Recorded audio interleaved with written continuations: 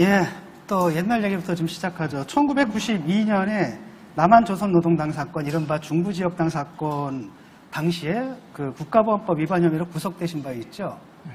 그때 뭐 조작이니 아니니 여러 가지 말이 많았는데 국정원 과거사 진실 규명을 통한 발전위원회에서 2007년에 그 중부지역당 사건은 정권에 의한 조작이 아니었다. 진짜 간첩 사건이었다. 이렇게 발표했거든요. 네.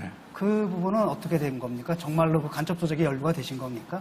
예, 저는 뭐 그 과거사 진상규명위원회 사건과 관계없이 그 사건은 사실이라고 생각합니다.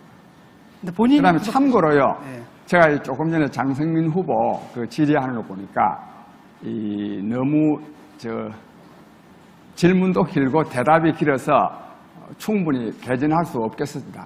저도 답변을 간단하게 할 테니까 되도록 질문도 간단하게 해서 제가 가진 생각들을 보다 더 많이 국민들에게 알릴 수 있도록 해주셨으면 좋겠습니다. 예. 그러니까 그때 그 진짜 간첩 사건이었는데 그 일로 구속되셨잖아요. 예, 구속됐죠. 어떻게 연루가 된 겁니까? 간첩 조직을 아셨어요? 저는요, 그 이선실 할머니가 저한테 우리 집에 와가지고 제가 그때 구속돼가지고 막 나왔을 때예요. 그래서 뭐 어려우니까 돈을 100만 원 줬다. 그 받은 거하고 추석 때 돈 30만 원 받은 거 그거를 받았는데 왜 이선실 씨가 간첩인 줄 알고도 신고하지 않았느냐. 제가 전혀 몰랐죠. 제가 알았다면 왜 그 할머니가 계속 출입할 수 있게 하겠습니까? 그래서 어쨌든 불고지죄로 제가 처벌받은 일이 있습니다. 예. 그런 국가보안법 위반이셨잖아요. 예. 지금 국가보안법 폐지하자 뭐 이런 말을 하는 사람들이 많고 실제로 뭐 행동하는 사람들도 있는데 국가보안법에 대해서는 그럼 어떻게 생각하세요? 저는요, 전에는 뭐 국가보안법이 너무 악용된 일이 많았기 때문에 폐지해야 된다고 보았지만 요즘 이 주사파들이 난동하는 걸 보면서 저는 국가보안법이 있어야 된다고 봅니다. 제가 질문 드리겠습니다. 예. 그 공약이 3가지가 있었는데 세 번째 공약이 대깨문 주사파 혁파로 국민 통합을 이루겠다라고 말씀하셨어요. 사실 예. 이 뭐 대깨문이라는 단어가 딱히 좋은 단어는 아닌데 공당의 제1야당의 후보가 이런 단어를 써서 예. 이거를 공약으로 내거는 것도 저는 좀 황당했다라고 생각을 하고 예. 대깨문 주사파를 혁파를 한다라고 말씀하셨으면 그러면 지금 문재인 정부는 주사파 정부입니까? 제가 좀 궁금해서. 예. 저는 문재인 정부를요, 주사파 정권이라고 생각합니다. 그렇게 생각하세요? 그렇게 생각합니다. 그 다음에 대깨문이야말로 우리 국민들을 분열시키는 중대한 요인입니다. 아시는 바와 같이 조국이 사건요. 조국이야말로 정말 이 위선과 거짓의 극치 아닙니까? 그런데도요, 조국 수호, 정경심을 사랑한다 해가지고 그 서초동에서 뭐 수십만 명 데모를 안 했습니까? 그러니까 이거 국민이 분열하지 않을 수 없죠. 그래서 저는 이 대깨문을 척결하지 아니하고는 국민 통합이 이루어질 수 없다 이렇게 봅니다. 아니 죄송한데 잠깐만요. 추가 질문인데 문재인 정부가 뭐 북한하고 뭐 좀 화해를 하려는 건 알겠는데 주사파 정권이라고 규정하는 거는 전혀 다른 문제거든요. 그러니까 증거를 좀 제시를 해주세요. 증거요. 증거는 차고 넘칩니다. 문재인 정권은요 얼마나 북한을 짝사랑합니까? 얼마나 굴종적인 자세를 취합니까? 그런다고 제가 국민 여러분 그런다고 해서요 남북 관계가 좋아지지 않습니다. 그걸 우리 문재인 정부가 알아야 되는데 그걸 모르고 계속 그러니까 돌아오는 거는 뭐냐? 미친 개가 더 요란하게 짖는다. 태생적 바보다. 삶은 소대가 웃을 짓이다. 그런 소리나 듣고 있지 않습니까? 네. 그래서 예. 관련해서요. 만국칠적이라는 그 단어를 쓰시면서 그거를 혁파하겠다 하셨어요. 예. 그래서 그 1번이 민노총이고 2번이 전교조고 그렇죠? 예. 그래서 지금 우리 말씀하신 대로 대깨문까지 7개를 쭉 나열하셨는데 그 단체들 또는 그 그룹들의 문제는 우리 국민이 대부분 잘 알고 있어요. 근데 문제는 어떻게 혁파를 할 것이냐 하는 거거든요. 예. 우리는 법치주의고 자유민주주의를 구가하는 나라에서 그 7개 단체 내지는 그룹을 어떻게 혁파할 것이냐 하는 방법론을 좀 말씀을 해주시죠. 그 전부를 제가 말씀드릴 수는 없고요. 제가 우선 민주노총만 하나 말씀드리겠습니다. 이 민주노총의 해악에 대해서는요. 많은 국민들이 압니다. 이른바 귀족노조, 타파해야 된다 이런 주장 많이 합니다. 근데 어떻게 하라고 물어서 제가 그 부분에만 말씀드리는데 막연하게 민주노총이 귀족노조다. 민주노총이 문제를 일으키는 말하지만은 민주노총의 해악에 그 여러 가지 그 이유들을 논리적으로 알고 있지 못합니다. 정부도 알고 있지 못하고 저는 학자들도 그 반면에 저는요 민주노총 해악에 대해서 아주 논리적으로 말할 수가 있고 그다음에 또 여기에 대결을 하려고 그러면요 민주노총은요 우리나라 최고의 권력기관입니다. 엄청난 용기가 있어야 됩니다. 저 장기표는 그게 맞설 수 있는 용기가 있는 사람이기 때문에 혁파할 수 있습니다. 우리 네. 하나만 더 할게요. 우리 장 후배님께서는 운동권에 대학 때부터 운동권에 몸을 담으셔서 감옥을 몇 번 다녀오셨습니까? 한 100번 갔습니다. 여러 번 투옥도 되셨고 정당도 엄청 많이 옮겨 다니시기도 하고 창당도 하셨죠. 네. 그죠? 민주당 계열도 여러 개가 있었지만 사회민주당, 3인당도 만드시고 그다음에 녹색 사회민주당 이것도 만드시고서 창당, 탈당 또는 입당 이런 걸 많이 하셨는데 그래서 아마도 저는 민노총이나 뭐 이런 운동권에 대해서 누구보다 잘 아시리라고 생각합니다만은 바로 그 점 때문에 일부 사람들은 철새 아니냐 이런 생각을 하기도 하고 비판을 하기도 하는데 어떻게 생각하십니까? 제가요 네. 정당을 왔다 갔다 하는 일은 거의 없습니다. 지금 국민의힘 당에 여기 있는 거를 보고 뭐 말할 수는 있는데 그건 혹 나중에 물으신다면 제가 말씀드리겠고요. 저는 한국 정치는 근본적으로 혁파돼야 된다는 생각으로 기존 정당에 참여하지 않았고 특히 이 정보화 사회 말하면 이 정보 문명 시대에는 저 나름의 철학이 있습니다. 정보 문명 시대야말로 말하면 과학기술의 혁명적 발달로 물질적 풍요도 이룰 수 있고 또 정보 통신수단의 획기적 발달로 사회 정치의식도 고양될 수 있기 때문에 모든 국민이 말하자면 경제적 풍요, 사회적 평화, 정치적 자유를 누리면서 자기가 하는 일에서 보람과 기쁨을 누리면서 행복하게 살 수 있는 그런 사회 경제적인 조건이 형성됐다고 보기 때문에 이것을 이루기 위해서 제가 끊임없이 정당을 창당했는데 그게 2%를 득표하지 못함으로써 해산된 경우가 거의 대부분입니다. 그래서 제가 뭐 이 정당, 저 정당, 힘 있는 정당에 정말 갈라 그랬으면 얼마든지 갔죠. 저는 힘 있는 정당에 간 일이 없습니다.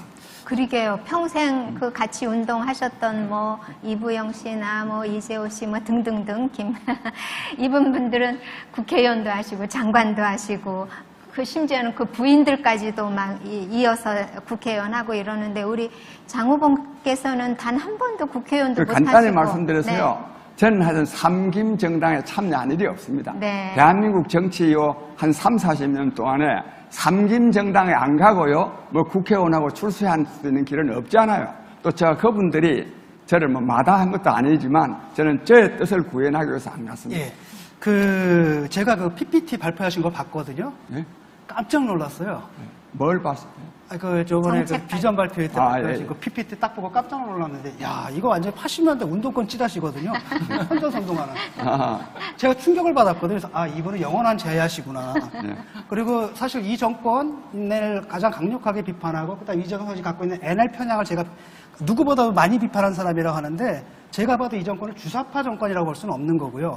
또 다른 한편 아까 주사파가 우리나라에 극질질거린다라고 하는데 현실이 아니거든요. 과거에는 굉장히 득실거렸는데 요즘은 거의 괴멸 상태입니다. 그런데도 계속 보게 되면은 항상 적을 상정을 해가지고 몽땅 다 민주노총도 굉장히 많은 좋은 일도 하고 하는데 이걸 몽땅 다 망국해서 적을 설정해가지고 막 때려대는 이런 방식이 정말 낡은 옛날 운동권 방식에서 하나도 벗어나지 못했다는 제가 생각이 들거든요. 예를 들어서 이거 한번 설명해 보십시오. 민노총이 일반 노동자의 임금을 착취한다. 솔직히 이게 잘 모르겠거든요. 무슨 얘기인지. 예를 들어가지고 우리 사회가 노동에도 양극화가 생기죠. 우리 사회에 양극화가 생깁니다. 자산격차도 있고. 그런데 그럼 상류층 20%가 일반 서민 80%의 임금을 착취한다? 부를 착취한다? 이게 그 업법이 열로 옮겨온 거거든요, 지금. 그래서 이게 뒤집어지는 운동권이다. 실정을 잘 모르시네. 내가 그에 대해서 뭐 할 말이 많이 있지만 이런 거 많이 신문에 난 거 못 보셨어요?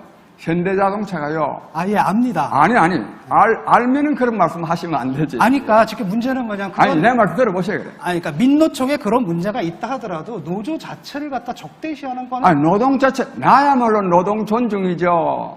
우리나라 1950만 명 노동자 중에요. 민주노총 조합원은 105만 명입니다. 5%입니다. 5% 노동자들을 위하는 것이 문재인 정권의 노동 존중입니다.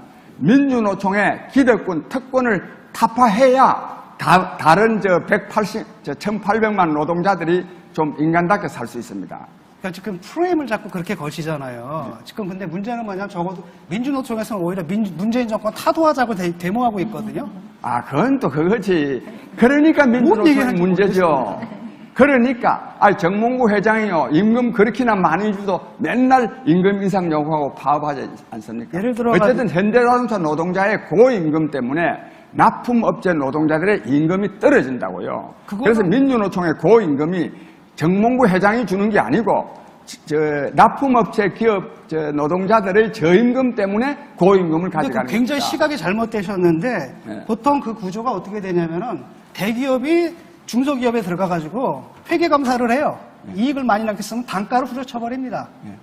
그러니까 사실 대기업의 횡포거든요. 대기업과 중소기업의 공정거래 질서가 지켜지지 않기 때문에 벌어지는 일이고 대기업은 그렇게 착취한 임금들의 일부를 노동자 상층부에 주고 그들을 매수하고 그다음에 그들을 매수함으로써 노동자들을 분리시켜가지고 비정규직 노동자들 착취해먹는. 그러니까 대부분의 책임은 사실 민주노총에 있다라기보다도 민주노총도 야합을 했지만 기본적으로 대기업의 문제거든요. 그 부분을 왜 지금 안 하십니까? 옳은 말씀. 내가 그래서요, 정몽구 회장, 말하자면 정몽구 회장만이 아니죠.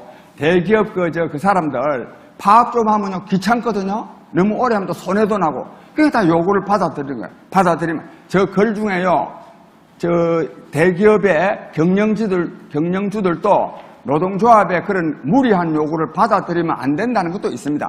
그렇게 따지면 경영주한테만 책임이 아니라 그래서 정치의 책임입니다. 정부의 책임이 있는 거예요. 그러면은 그래서 정치가 바로 써야 됩니다. 이렇게 생각합시다. 그러면은 그 대기업의 그 재벌들이 노동자들의 임금 인상 요구를 갖다 안 받아들여요. 그런 다음에 착하게 다음부터는 중소기업한테 니들 이거 받아가. 우리 노동자들 이 대기업 그러니까 민주노총 노동자들 줄 거니까 니들 받아서 중소기업 노동자들 줘. 이럴까요? 무리한 요구를 할 때는요. 법이 개입해가지고도 무리한 요구를 안 들어줘야 됩니다. 우리나라 지금 현대자동차 노동조합이요. 알아요. GM, 도요타보다도요, 구매력 기준으로요, 임금이 더 높습니다. 국민소득은 약 한 3분의 2밖에 안 되는데, 노동자 임금이 더 높아가 되겠습니까? 제가 얘기하는 건 뭐냐면 이런 거라는 거예요. 그래서 대기업에서 그 민주노총의 무리한 요구를 안 받아줘요. 그렇다고 그럼 그 이익을 갖다가 다시 중소기업에다 다시 갖다 주고 앞으로는 너희들 내가 단가 낮춰줄게 그래. 이럴 거냐라는 거죠. 그래서 정부가 제대로 관리해야 됩니다. 네. 민주노총의 문제의 본질은 안 건데. 근데 제가 질문 하나 드리겠습니다. 아까 말씀드렸는데 이 하나 가지고 오래 해버리면 제가 질문 하나 드리겠습니다. 그 후보자는 지금까지 7번 출마하셔서 다 낙선했어요. 심지어는 2002년에는 그 민주당으로 출마를 했는데 영등포 을이거든요. 이때 후보자가 패배했을 때 유일하게 국민의힘 계열이 이때 딱 잡았습니다. 그리고 다 민주당이었어요. 그리고 2020년에는 김해시 을에서 그러니까 보수정당이 유리한 데서 나오셨는데 또 낙선하셨어요. 어떻게 유리한 국면에서도 어떻게 이렇게 패배를 계속할 수 있는지 저는 개인적으로 굉장히 의문인데요. 대선 나가면 이기실 수 있겠습니까? 지금 7번을 가는데. 그러니까 전략이 뭔가요? 지금 주사파와 대깨문 척결로 지금 승리를 가져오실 수 있는가요, 지금? 그 외에 정책은 또 나중에 말씀드리기로 하고, 제가요, 이번에 대선에 나가면 이깁니다. 왜? 그동안에 7전 7패했기 때문에 이깁니다. 7.8기라서 이기신다는 건가요? 그것도 그런 의미도 있지만, 왜? 대한민국의 국민을 감동시키려고 그러면요, 안 되는 일이라도 옳기 때문에 하는 사람이 이깁니다. 그러니까 그게 저는 지금까지 안 되는 일이라는 걸 이미 알고 있음에도 불구하고 옳기 때문에 한 사람이고 이런 사람에 대해서 이제는 국민이 지지하게 되어 있습니다. 예. 오케이. 다음 질문할게요. 대통령은 물론 뭐 사회에 여러 가지 문제가 있는 것도 해결을 해야 하지만 수권 능력이 있어야 되거든요. 그러니까 대통령으로서 국군 통수권도 가지는 것이고요. 그래서 이런 사회 여러 가지 문제 외에 외교 안보에 관해서는 말씀을 거의 안 하시는 것 같아요. 물론 언론이 보도를 안 해주셔서 그런지도 모르지만 그 발표하신 PPT에도 외교 안보 부분이 많이 빠져 있고 부족하고 그렇거든요. 가장 내세울 만한 외교 안보 정책이 뭔가요? 그래서요, 우리 기자 여러분, 맨날 보면 윤석열 씨하고 홍준표 씨만 보도하는데, 지금은 다 동등한 거 아닙니까? 우리 언론도요, 이 후보를요, 동등하게 대우해야 됩니다.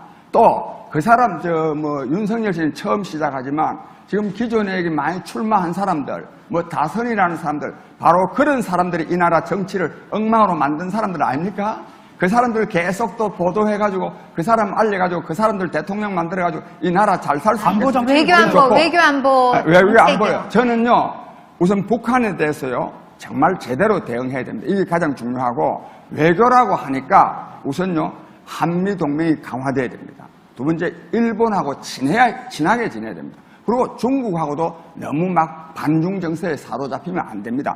내가 이 한미 동맹이 강화돼야 된다는 말을 하는 거는 북한 때문에도 강화돼야 되지만 왜 그러면 저 같은 사람이 그에 대한 오해가 있을 수 있기 때문에 제가 말씀드리는데 중국이 지금요 이런 말 참 북한의 핵무기 보유를 중국이 더 싫어합니다.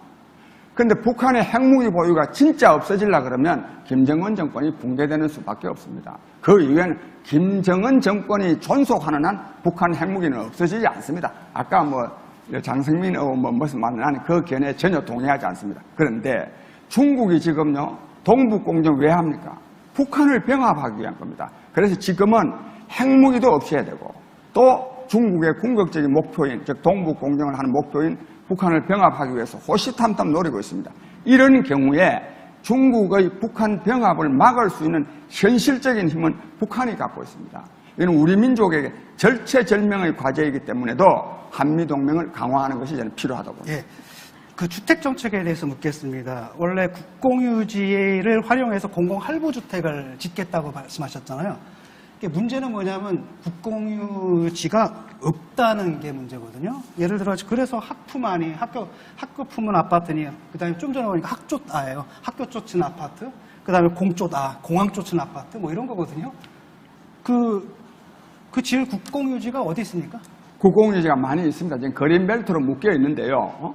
저는요 사는 집이 중요하다고 생각합니다. 저는 대선 후보들 구체적으로 어느 지역을 말씀하시는 거예요? 각 지역에 다 있어요. 예를 들어서 그 구청에 각 구마다도 다 있고요. 주변에 산에 많이 있습니다. 많이 있고 저는 그러나 근본적으로 국공유지에다가 집 지어가지고 해결하는 거는 근본적인 해결책이 아니에요. 제가 말씀드리려고 하는 거는 뭐냐 하면 집 없는 사람이 없어야 됩니다. 모든 국민이요 내 집을 가질 수 있도록 해야 됩니다. 흔히들 학자들은 주거를 소유의 개념으로 하지 말고 주거 개념으로 해야 된다는데 저는 그 견해에 좋은데 그 방법을 지금 묻고 있는 거거든요. 그래서 그 방법으로 내놓으신 게 국공유지에다 공공할부주택 짓자라고 하셨잖아요. 근본적으로는 지방의 교육과 산업을 획기적으로 개선함으로써 말하면 지방 사람들이 서울로 몰려들지 않도록 해야 됩니다. 이것을 하지 아니하고는 주택 문제가 해결될 수가 없습니다. 네, 좋습니다. 그 발표하신 공약 중에 교육 공약이 있어서 참 반가웠어요. 다른 분들은 교육 공약 별로 없었거든요.